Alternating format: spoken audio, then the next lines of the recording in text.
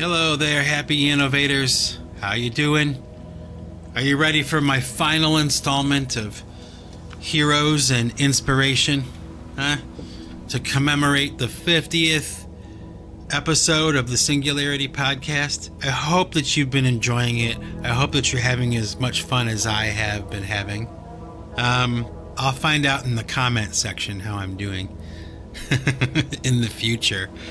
But I hope that you're receiving this with the spirit that I'm giving it, okay? Which is one of humor, fun, joy, good times, and man, just trying to help you get through your workday, giving you a little bit of a departure, some brain candy, I hope that's the case, and I hope, and let me tell you, I really hope that you have a nice hot cup of coffee in your hand right now, because I do, and I'm going to take a sip of mine right now. Oh, man. Life without coffee. Just can't imagine it. Don't want to imagine it. So just to recap really quick, we talked about musical heroes and inspirations. We talked about artistic, painter, sculptor, heroes and inspirations. Broke it down into guitar players, drummers, and those kinds of things, right? And folks, let me tell you, that was just like the top of the list. The lists are long. So now, today, I'm going to talk a little bit, I guess, I'll start with politics, because really, for the most part, I hate politics, okay? I used to pay a lot of attention. I used to really care. I don't know.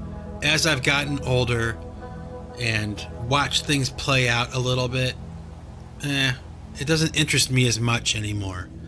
I kind of see the whole thing as like a moot point, But having said that, there is one guy, just talked about him not too long ago, that has made hero status to me and inspires me as well. And his name is Ralph Nader, a very amazing human being, intelligence on a very high level. Ralph Nader is the father of many, many different social activist movements in the United States. He's responsible for more change, positive change, than probably most other politicians can lay claim to. He was responsible for things like seat belts, clean air, clean water, warning labels on our food, the contents of what is in our food being listed on the package. All these things, without him, would never have happened. And who would deny at this point that hasn't benefited everyone in one form or another? Ralph Nader is the kind of person who's always geared towards protecting the human body from harm. Okay? Everything he's done, everything he's accomplished, every regulation he has set in place by his activism and his hard work and the teams of people that helped him along, even back in the days of the Nader's Raiders, this group of young law school students and, first year attorneys and stuff that were working on his behalf. They changed the world, those people. They did. They set out to do it, I guess, first of all, and they actually accomplished it. And yeah, Ralph Nader, for the most part, got the smackdown after he tried to run for president and everything, and he just pissed everybody off. But he didn't piss people off because he wasn't speaking the truth. And, I remember a time when he was running for president where he was attacked by somebody from the audience, and they stepped up while he was talking and they smashed a pie into his face while he was talking. And while the world laughed,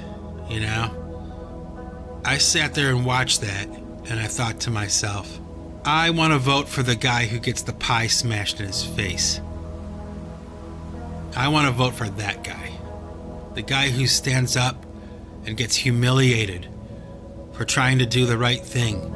Really trying to do it within the rules, And this jackass humiliates him like that. Now, there's a lot of people who applauded when that happened. There's a lot of people who thought that was a really great thing, but I wasn't one of them.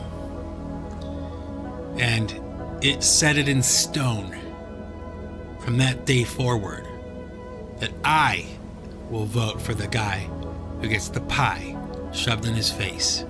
So thank you, activist, whoever that was, you jackass that did that, because Ralph Nader is a hero to me.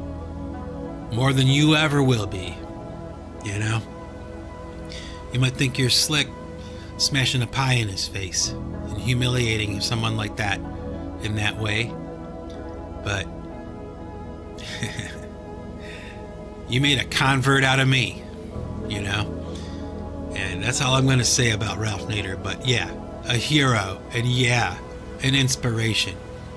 And if you want to be inspired, I suggest you go watch that movie I just told you about a few episodes back, the documentary of Ralph Nader, An Unreasonable Man, because it just lays it all out for you, and you can see what I mean. Yeah, you might disagree with his position, you might disagree with his politics, but he wasn't doing it for the wrong reasons. He was doing it for the right ones, and he still is. He still is. He's alive and well, and he still contributes and works extremely hard. Genius level performance from this guy, One more thing. It'll be a sad day when he's not around anymore, because he's probably the greatest United States citizen that I've ever seen or heard of. And that's a fact. I wouldn't even have to think about it. So, now, onward and upward. Heroes and inspirations. It's kind of funny because I made a long list and I have all these guitar players, all these people that, artists and all that and stuff. But I know it may sound a little cheesy, a little corny, okay?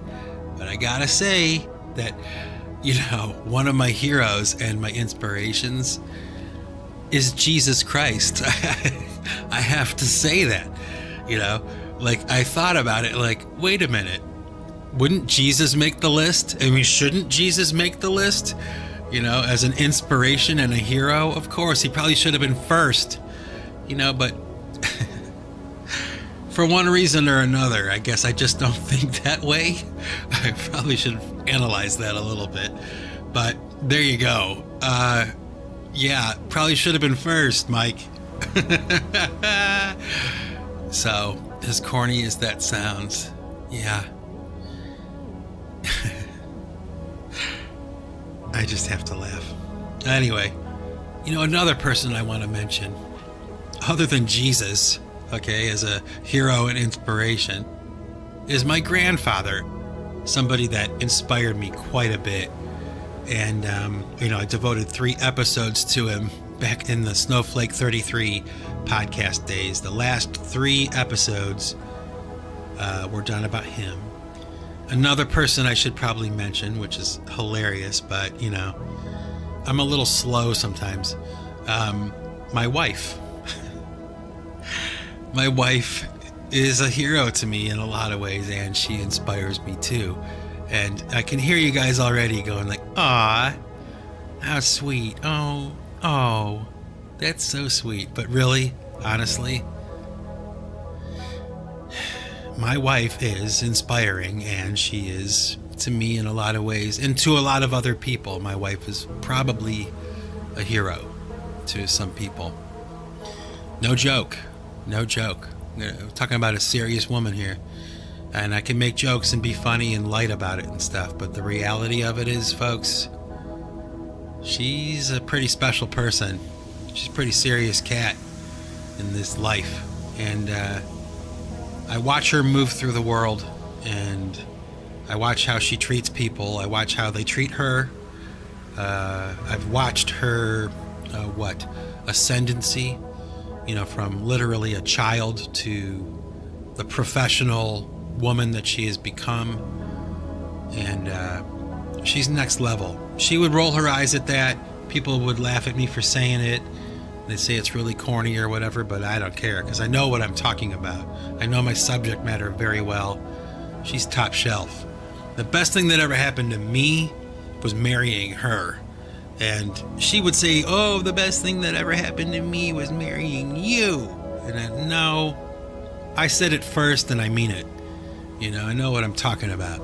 So, bam, there you go. She makes the list. Probably should have been number 2. But, I chalk it up to drinking too much aspartame in my lifetime, a little bit of brain damage here. Which leads me to another topic for another singularity that I've already mapped out for you. We'll get there. But anyway, for today, since I mentioned Jesus, okay, I thought about it. I was like, there are a couple of people in church history. They're people that are considered the doctors of the church. Like their wisdom, their message, their lifestyle was enough for them to not only be, elevated to the position of a saint, but like a saint among saints. They went beyond the beyond and went even higher than your average saint, okay? And you may or may not believe in saints. That's okay, because we're talking about my inspiration and stuff, so just hear me out.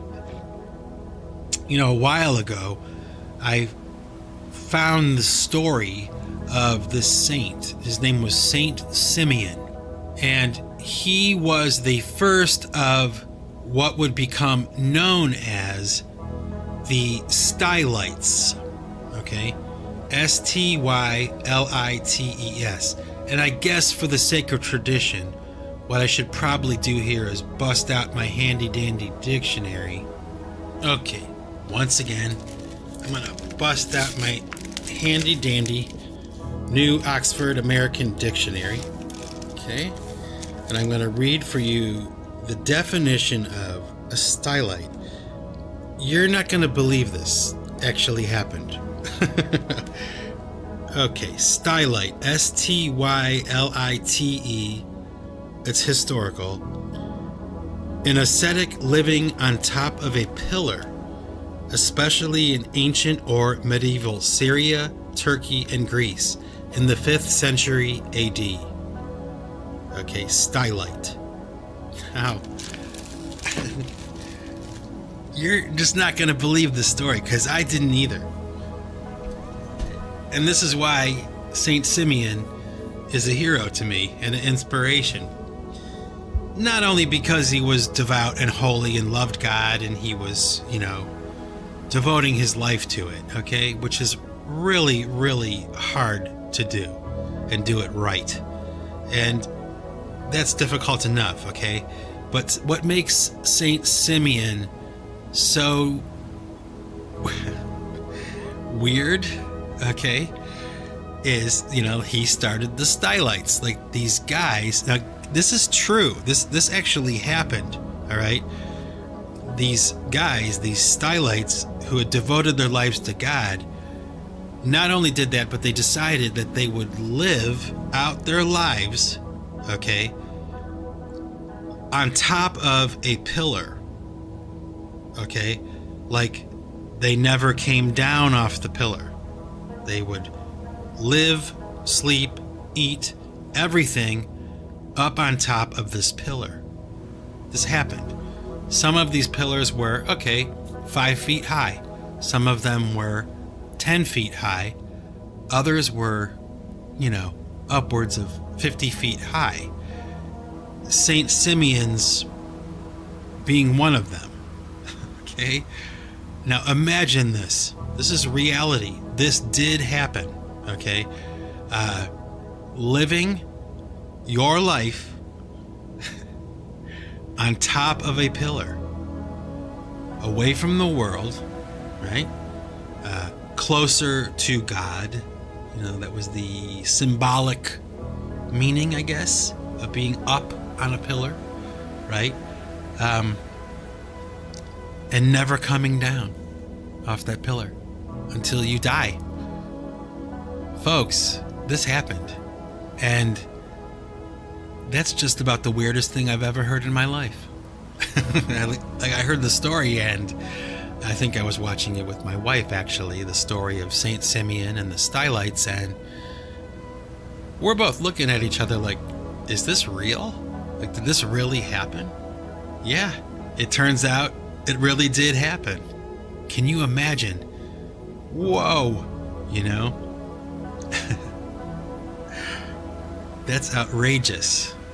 I mean, I'll tell you what, I love God and I really want to be a good person. You know, when I die, I want to go to heaven. I believe in heaven and hell. And when I die, I do want to go to heaven. But wow, living on top of a pillar for the rest of my life, that is pretty extreme, man. You know, amazing to me. Amazing that that can happen, did happen. And I don't know, maybe, who knows, that maybe it'll happen again. Maybe there will be a revival, a Stylite revival on the planet somewhere. Now, wouldn't that be amazing? I doubt it. It's pretty extreme. It's pretty difficult. I doubt it, but you never know. Never say never. Man, there are a lot of, you know, characters in church history that stand out, you know, and we could talk about that, I guess, a little bit. This idea of someone being a saint, being canonized a saint by the church. You know, it's not easy to become a saint.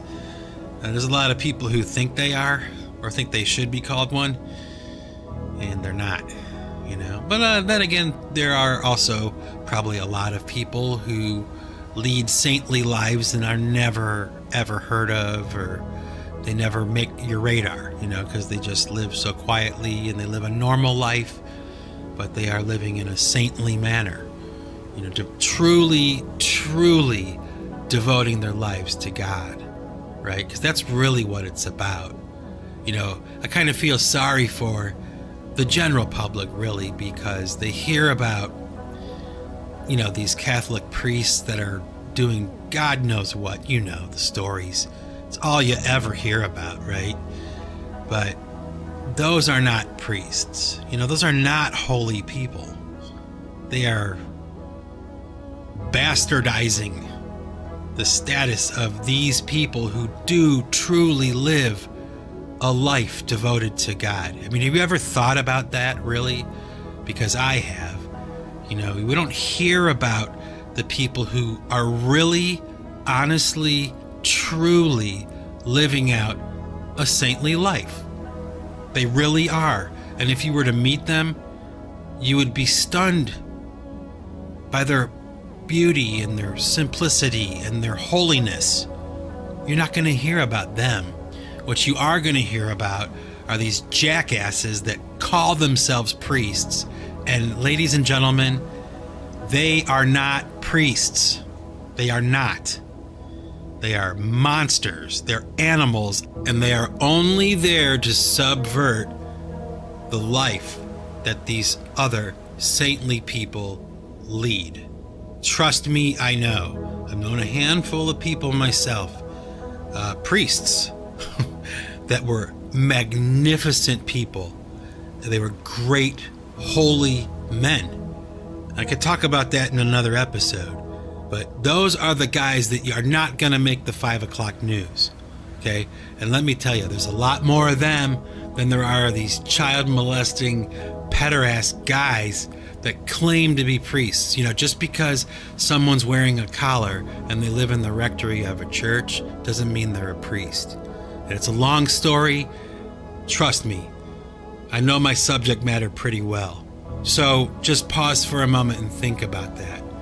You know, it's just like anything else. You're going to hear the bad news. You're going to hear about the wrongdoing or the bad person, the bad action, the harm someone's done or the harm that has been done to someone. Very seldom do we talk about the real good people, I'm sure you've known some yourself. You're not going to hear about them on the news, but they exist and they're real, aren't they? You want names? I can give you some.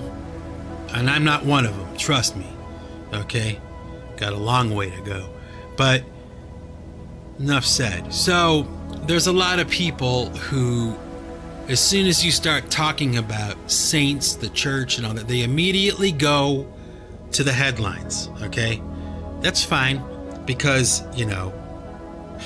that's the way of the world. But let me tell you, there's a handful of people walking around on the planet, and there always has been a handful of people walking around on the planet that are truly living it out.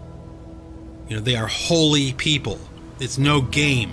It's no joke. They make people uncomfortable because they challenge the lifestyle of other people. That's how saintly they are. And one that comes to mind is a very famous saint in the church, a doctor of the church, the youngest doctor of the church ever, Saint Teresa of the Little Flower, or Saint Teresa of the Child Jesus. She's known by different names. She was canonized and declared a doctor of the church by Pope John Paul II, which is another story in and of itself we won't get to, but we'll save that for another episode.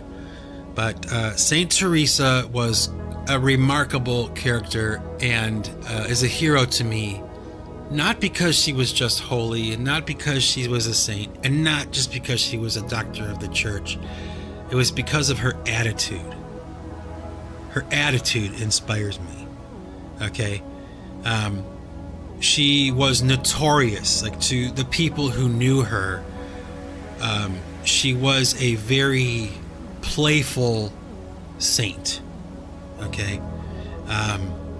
She had a very good sense of humor, a very gentle way about her, but a lot of the time her behavior might have been considered mischievous a little bit, kind of breaking the rules a little bit sometimes, but never, ever, ever wavering from the path.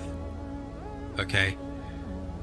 But an example of how holiness, saintliness, that life can be led with a big smile on your face, and with a genuine love for other people. Saint Teresa of the Little Flower. And I'm going to let you in on a little secret here. One that I've been holding back for maybe a couple years. But, back in the day, as you may or may not know, I did have that older podcast, Snowflake 33.